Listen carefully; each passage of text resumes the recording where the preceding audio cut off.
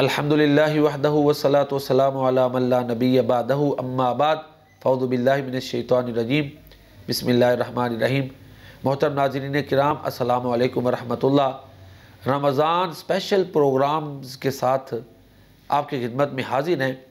رمضان کے حوالے سے چند خصوصی گزارشات آپ کی خدمت میں پیش کی جائیں گی۔ اللہ تعالیٰ مجھے بیان کرنے اور آپ کو سننے کی توفیق عطا فرمائے اور ساتھ ہم سب کو عمل کرنے کی توفیق عطا فرمائے، اور یہ جو اسلامی تعلیمات ہم سنتے سناتے ہیں انہیں اللہ تعالیٰ ہماری نجات کا ذریعہ بنائے، آمین یا رب العالمین۔ کہ شرک سے بچنا ہے، ساری زندگی شرک سے بچنا ہے۔ شرک اتنا بڑا جرم اور ظلم عظیم ہے کہ اس کی موجودگی میں دوسری نیکیاں رائگاں جاتی ہیں۔ اللہ تعالیٰ سورۃ الزمر میں فرماتے ہیں وَلَقَدْ أُوحِيَ إِلَيْكَ وَإِلَى الَّذِينَ مِن قَبْلِكَ لَئِنْ أَشْرَكْتَ لَيَحْبَطَنَّ عَمَلُكَ وَلَتَكُونَنَّ مِنَ الْخَاسِرِينَ۔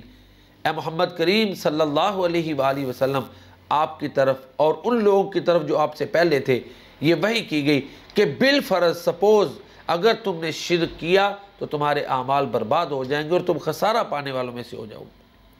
انبیاء کا انتخاب اللہ تعالیٰ فرماتے ہیں، ان سے شرک کا سرزد ہونا ناممکن ہے، تو انبیاء کو مخاطب کر کے ہمیں سمجھایا گیا ہے کہ ہم نے شرک سے بچنا ہے۔ کیوں کہ اس آیت مبارکہ میں بڑی سخت وعید ہے کہ اگر تم سے شرک ہو گیا اور پھر معافی بھی نہ مانگی، توبہ بھی نہ کی، تو اس سے اعمال برباد ہو جائیں گے۔ لَإِنْ أَشْرَكْتَ لَيَحْبَطَنَّ عَمَلُكَ۔